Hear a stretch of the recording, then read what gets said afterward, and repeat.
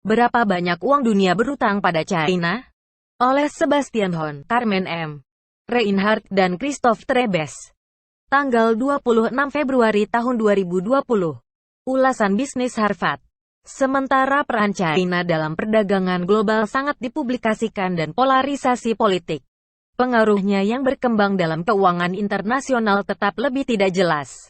Sebagian besar karena kurangnya data dan transparansi. Selama 2 dekade terakhir, China telah menjadi pemberi pinjaman global utama. Dengan klaim yang belum terselesaikan sekarang melebihi lebih dari 5% dari PDB global. Hampir semua pinjaman ini resmi, berasal dari pemerintah dan entitas yang dikendalikan negara. Penelitian kami, berdasarkan kumpulan data baru yang komprehensif, menunjukkan bahwa China telah memberikan lebih banyak pinjaman ke negara-negara berkembang daripada yang diketahui sebelumnya. Pinjaman Tiongkok yang tidak dilaporkan secara sistematis ini telah menciptakan masalah utang tersembunyi, yang berarti bahwa negara pengutang dan lembaga internasional sama-sama memiliki gambaran yang tidak lengkap tentang berapa banyak negara di dunia berutang kepada Tiongkok dan dalam kondisi apa. Secara total, negara China dan anak perusahaannya telah meminjamkan sekitar 1,5 triliun dolar dalam bentuk pinjaman langsung dan kredit perdagangan ke lebih dari 150 negara di seluruh dunia. Ini telah mengubah China menjadi kreditor resmi terbesar di dunia, melampaui pemberi pinjaman tradisional dan resmi seperti Bank Dunia, IMF, atau gabungan semua pemerintah kreditor OECD. Terlepas dari besarnya ledakan pinjaman luar negeri China, tidak ada data resmi tentang arus utang dan saham yang dihasilkan. China tidak melaporkan pinjaman internasionalnya, dan pinjaman China benar-benar jatuh melalui celah lembaga pengumpulan data tradisional. Misalnya, lembaga pemeringkat kredit, seperti Moody's atau Standard & Poor's, atau penyedia data, seperti Bloomberg, berfokus pada kreditor swasta. Tetapi pinjaman China disponsori negara, dan karenanya tidak terlihat. Negara debitur sendiri seringkali tidak mengumpulkan data utang yang dimiliki oleh perusahaan milik negara, yang merupakan penerima utama pinjaman China. Selain itu, China bukan anggota Paris Club, kelompok informal negara kreditor, atau OECD, yang keduanya mengumpulkan data tentang pemberian pinjaman oleh kreditor resmi. Untuk mengatasi kurangnya pengetahuan ini, kami memulai upaya pengumpulan data selama beberapa tahun. Kami mengumpulkan data dari ratusan sumber primer dan sekunder, yang dikumpulkan oleh lembaga akademis, lembaga think tank, dan lembaga pemerintah. Termasuk informasi historis dari Central Intelligence Agency. Basis data yang dihasilkan memberikan gambaran komprehensif pertama tentang stok dan aliran utang luar negeri China di seluruh dunia, termasuk hampir 2.000 pinjaman dan hampir 3.000 hibah dari pendirian Republik Rakyat pada tahun 1949 hingga 2017.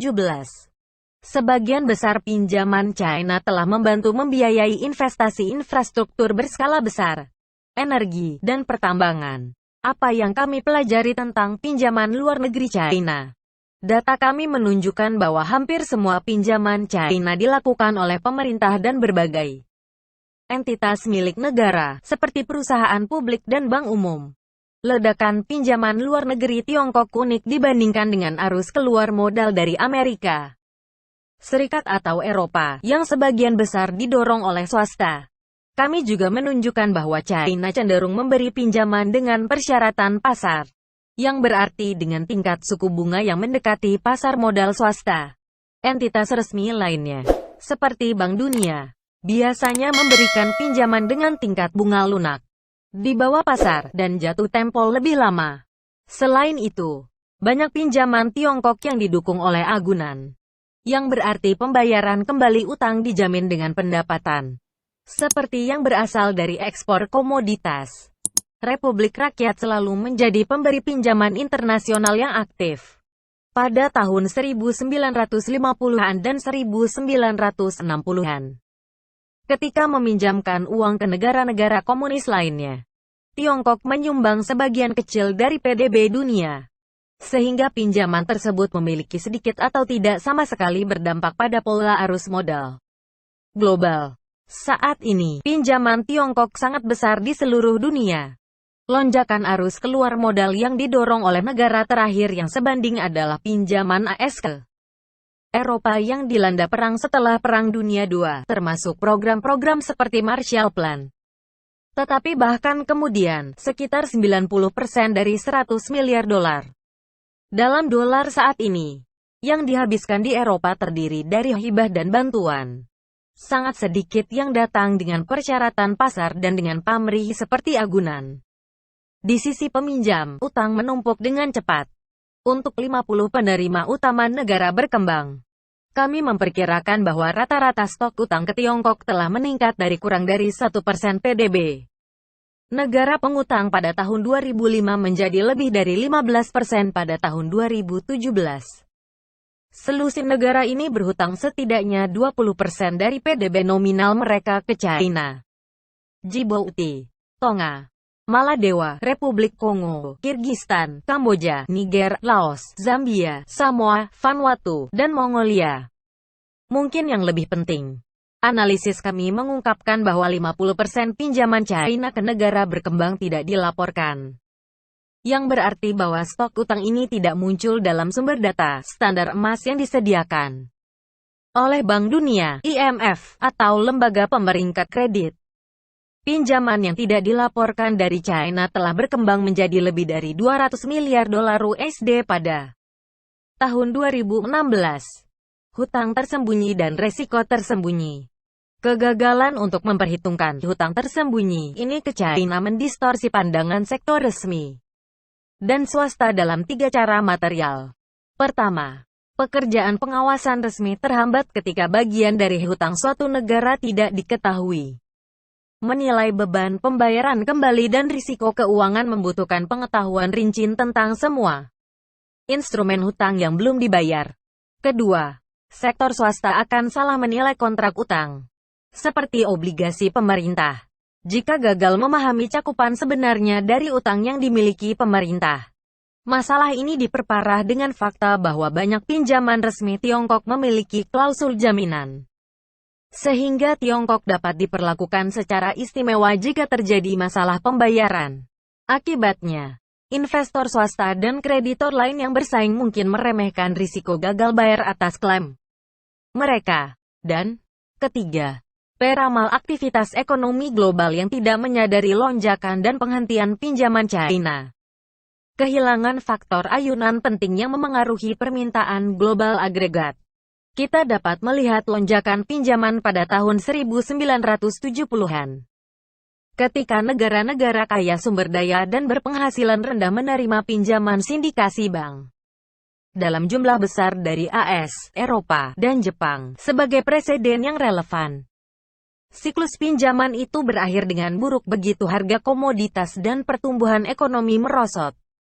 Dan lusinan negara berkembang bangkrut selama kehancuran berikutnya.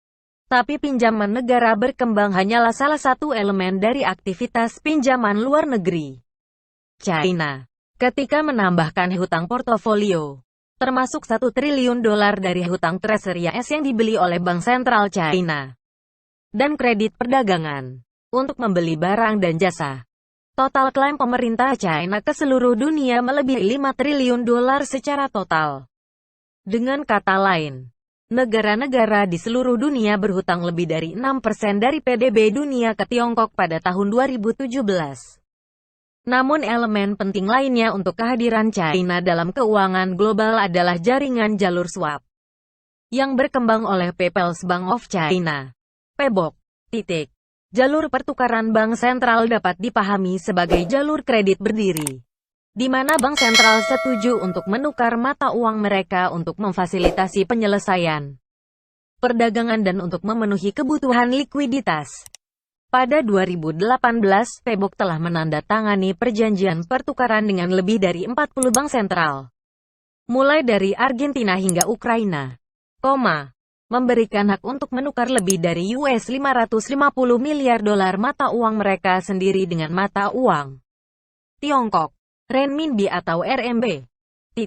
Akibatnya, Negara yang menghadapi kesulitan keuangan dapat beralih ke China sebelum lembaga keuangan internasional, termasuk IMF. Sejak 2013, Argentina, Mongolia, Pakistan, Rusia, dan Turki semuanya telah menggunakan jalur pertukaran RMB mereka dalam periode tekanan pasar.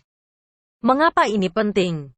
Pinjaman IMF transparan dan biasanya dikondisikan pada rencana untuk memperbaiki kebijakan nasional. Ini belum tentu terjadi pada pinjaman Cina, yang menimbulkan pertanyaan penting tentang senioritas kreditur.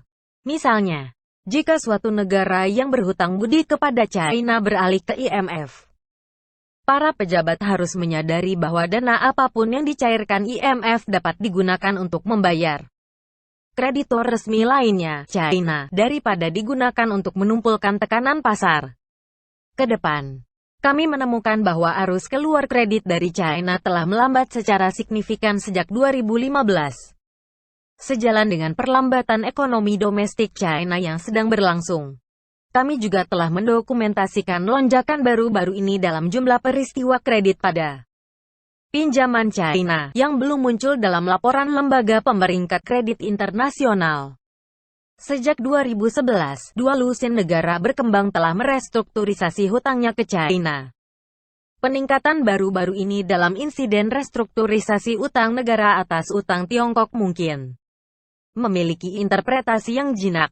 Tetapi mengingat pertumbuhan yang lebih lambat dan harga komoditas yang lebih rendah dalam beberapa tahun terakhir, hal itu mungkin merupakan tanda dari masalah likuiditas dan solvabilitas yang meningkat di banyak negara berkembang.